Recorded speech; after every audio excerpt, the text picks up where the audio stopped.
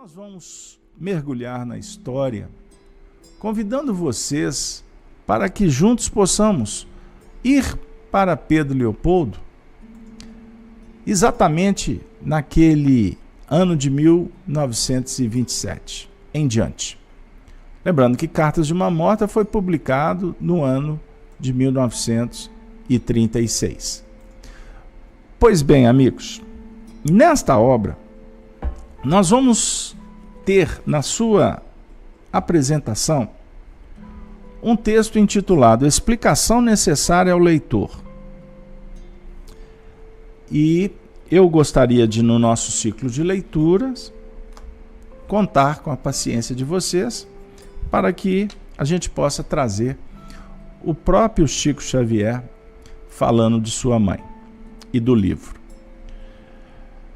Texto assinado no dia 25 de junho de 1935. Fala Chico. As páginas que vão ler são de autoria daquela que foi na terra a minha mãe muito querida. Minha genitora chamava-se Maria João de Deus e desencarnou nesta cidade em 29 de setembro de 1915. Filha de uma lavadeira humilde de Santa Luzia do Rio das Velhas.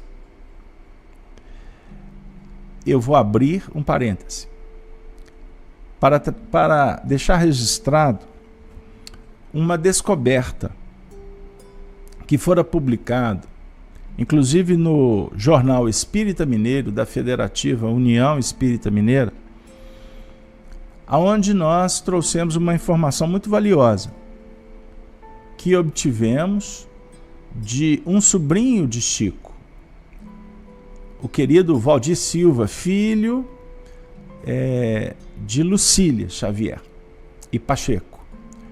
Pois bem, o nosso querido Valdir nos contou, e depois nós tivemos essas confirmações, inclusive com o próprio Arnaldo Rocha, que privou da amizade, da intimidade de Chico, de 46, trabalhando semanalmente com Chico até o ano de 1959, quando Chico mudou para Pedro Leopoldo. Arnaldo Rocha é muito conhecido no meio espírita, que inclusive organizou 2 livros que foram frutos, mensagens psicofônicas na época do grupo Meimei, fundado por Arnaldo e Chico em Pedro Leopoldo, que ficaram então reunidos em 2 obras publicadas pela Federação Espírita Brasileira, a saber, Instruções Psicofônicas e Vozes do Grande Além, leitura imperdível, livro imprescindível na biblioteca do estudioso do espiritismo, da mediunidade, das reuniões mediúnicas. Pois bem, então, o que Valdir nos contou? Que essa filha de uma lavadeira humilde de Santa Luzia se refere à avó de Chico Xavier. Ele está falando, embora não tenha nominado, ele está se referindo a Francelina Gomes. Francelina Gomes era uma escrava que, depois de liberta, ela inclusive foi morar em Pedro Leopoldo junto com sua filha, que casou com o senhor João Cândido Xavier. Maria de São João de Deus, ela nasceu no ano de 1881. Então vamos continuar no depoimento de Chico. Filha de uma lavadeira humilde de Santa Luzia do Rio das Velhas, ela não pôde receber uma educação esmerada. Mas todos os que a conheceram afirmam que os sentimentos do seu coração substituíram a cultura que lhe faltava. Quando o seu bondoso espírito se comunicou por meu intermédio pela primeira vez, eu lhe pedi que me contasse as impressões iniciais da sua vida no outro mundo, recebendo a promessa que o havia de fazer oportunamente. E há pouco tempo, ela começou a escrever, por intermédio da minha mediunidade, estas cartas que estão contidas nesse livro. Pois bem, Chico ainda relembra: eu contava 5 anos de idade quando minha mãe desencarnou. Mas, mesmo assim, nunca pude esquecê-la. E ultimamente, graças ao Espiritismo, ouço a sua voz. Comunico-me com ela e, ao seu espírito generoso, devo as melhores, ou os melhores instantes de consolo espiritual de minha vida. Aí estão minha mãe e as suas páginas. Aí o Chico ainda faz questão de dizer: elas vão ser vendidas em benefício das orfanzinhas. Deus permita que os pequeninos que sofrem recebam um conforto em teu nome, e que a misericórdia divina te auxilie, multiplicando as tuas luzes na vida espiritual. Uma página de profunda emoção, que nos chama a atenção para o cuidado de Chico na apresentação de sua mãe, o carinho para com essa genitora e o respeito com a sua memória. E diga-se de passagem, ele que vivera tão pouco tempo com ela, porque quando ela desencarnou, em 1915, conforme Chico, inclusive, explicita que a data 29 de setembro, Chico só tinha 5 anos. Então aquele órfãozinho teve muito pouco tempo de contato. Mas Maria de João de Deus, durante toda a vida dessa família, sempre foi um grande referencial. Então as irmãs mais velhas de Chico tinham muitas histórias. E Chico, quando se recordava da mãe, ele repassava essas histórias ou algo que ele também se lembrava. Mas nos primeiros conselhos a Chico Xavier, Maria de São João de Deus, nesta obra, Cartas de uma Morta, especificamente foi relocado a mensagem para se tornar o capítulo de número 98, aonde Maria de São João de Deus, já quase no final do trabalho, vai falando para Chico, quase que despedindo, falando sobre essas cartas despretensiosas, que conforme ele tinha pedido, a mãe atende como a trazer as primeiras impressões do meu espírito na vida do além-túmulo. Aí Maria João de Deus continua dizendo: por mais que me esforçasse, não pude ser fiel nas minhas descrições referentes ao aspecto que forma os ambientes dos desencarnados. Objetos e panoramas que não se coadunam com as coisas conhecidas da terra. É natural que permaneçam alheios à compreensão do homem e daí surgem a dificuldade para que a alma liberta se manifeste, com o objetivo de esclarecer as criaturas terrenas quanto à vida extracarnal. Aí ela vai continuar falando que as páginas refletem nos panoramas, etc. Aí por fim ela diz: ao fim dessa série de minhas elucubrações, dou graças a Jesus por havê-las conseguido e ao caridoso guia, que me auxiliou na exposição das ideias, ajudando-me nas deficiências da minha incultura.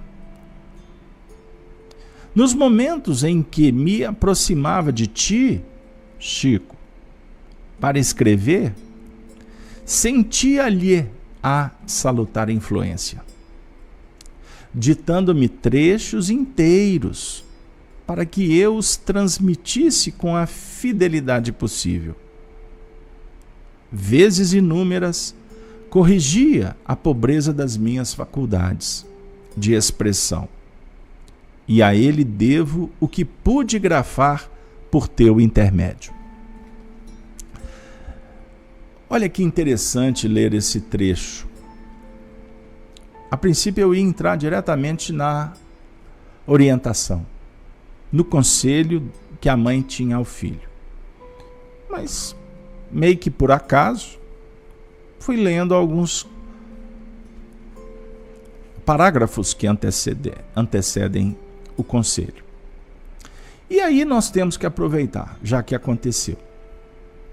Porque quando Maria João de Deus vai dizer que tudo que ela trouxe, na verdade, as exposições das ideias foram auxiliadas por um guia. Ela não dá um nome. Nós podemos fazer uma ilação, mas é pura especulação, que era o próprio Emmanuel.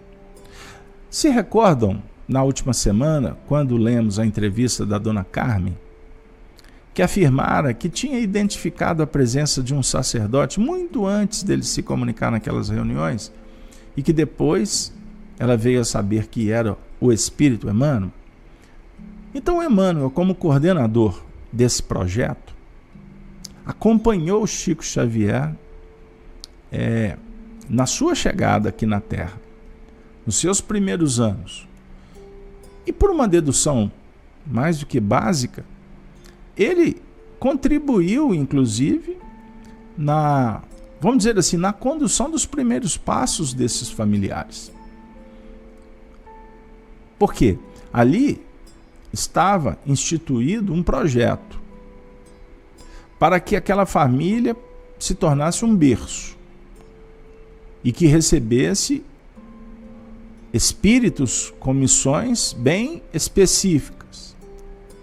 E no caso, Chico Xavier, envolvido por aquele contexto de afinidades, porque o Chico não reencarnou por acaso naquele grupo. Muitas identidades, muitas aquisições dos seres, em se tratando de relação, de atração, de amor, porque é assim que se dá o projeto da evolução. Por mais que os ambientes em alguns momentos sejam hostis, e é natural que sejam, ou que tenhamos as dificuldades no caminho, todos os espíritos estamos sob o beneplácito, o amparo de grupos espirituais, de famílias. Ninguém está só. Então nós temos amigos na Terra e no espaço. Então Emmanuel aqui, já naturalmente, com a desencarnação de Maria João de Deus, que estava no projeto, isso fica patente para nós também, sob o ponto de vista da necessidade que a orfandade se apresentasse para todos os filhos, os irmãos, para que eles pudessem viver ali naqueles primeiros tempos os grandes desafios do caminho e perder, em tese, a mãe, sem sombra de dúvida, é uma dor gigante para qualquer filho. Lembrando que a mãe representa o sagrado na nossa vida. O sagrado, numa definição muito interessante, o sagrado é a função que dá sentido à vida. Então a mãe fala sobre isso, na sua presença, na terra ou no espaço, estimulando que os ideais se desabrochem. Pois bem, e é muito interessante porque essa orfandade acabou contribuindo, inclusive, para que, no caso, os familiares, e especificamente Chico, Maria Xavier, a Zina, a Geralda, o José Xavier, aqueles irmãos que inclusive foram trabalhar no Espiritismo, fossem tocados pela dor para trabalhar nessa ambiência psicológica, mental, espiritual, energética, de emoções, para diminuir a dor dos semelhantes, cuidando das próprias dores. Então esse ponto dessa orfandade é um dos registros de maior importância na trajetória, aqui agora, do médium Xavier. Lembrando que ele, durante toda a sua vida, desenvolveu uma virtude chamada empatia, o se colocar na posição do outro para tentar compreender e atuar de forma fraterna, amiga e solidária para diminuir o impacto. Então, como que você pode ajudar se você não se coloca na posição daquele que está com as lágrimas serpenteando as faces cansadas? Não é? Então, é muito interessante a gente pensar nesse aspecto. Então a mãe volta, auxiliada por um espírito que vai, inclusive, não só respaldar a sua comunicação, mas também qualificar a sua performance. É o trabalho conjunto dos espíritos conosco, para diminuir nossa ineficiência, para oferecer os elementos que não possuímos, mas sem tirar de cada um a oportunidade de se descobrir, de se habilitar, de se interessar. É uma lei que o próprio Emmanuel poeticamente trata em várias das suas mensagens, mas eu vou citar apenas a introdução do livro Paulo Estevam, quando ele fala sobre a lei de colaboração mútua e universal. Não podemos, afirma Emmanuel, falar de Paulo sem falar de Estevão, sem falar de Abigail. Então, para falar de Francisco Cândido Xavier, é impossível para quem está procurando compreender o Espiritismo não valorizar, entre aspas, as peças de todo o quebra-cabeça. Porque o Chico não caminhou sozinho. E quando a gente entra nessa senda, inclusive de supervalorizar a personalidade do Chico, nós estamos contribuindo, lamentavelmente, para o descrédito, para a desconfiança, ou para uma exaltação ufânica que é destituída de qualquer lógica doutrinária.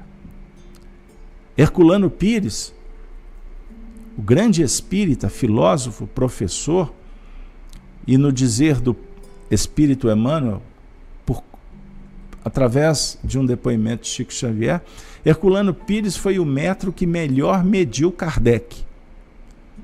Então Herculano Pires tem vários livros, e como A Hora do Testemunho, que é um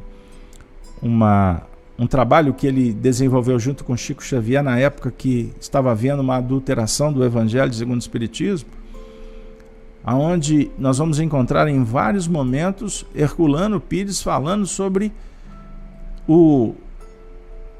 a maneira triste que os espíritas empolgados tratavam o médium Xavier como se ele fosse um deus, um oráculo que representasse as divindades. E na verdade, Chico Xavier, como todos os médiuns, são lidadores que se esforçam para serem intermediários, procurando, acima de tudo, se anular, sem perder os seus valores. Aliás, elaborando, desenvolvendo, qualificando, pelo próprio contato com mentes superiores.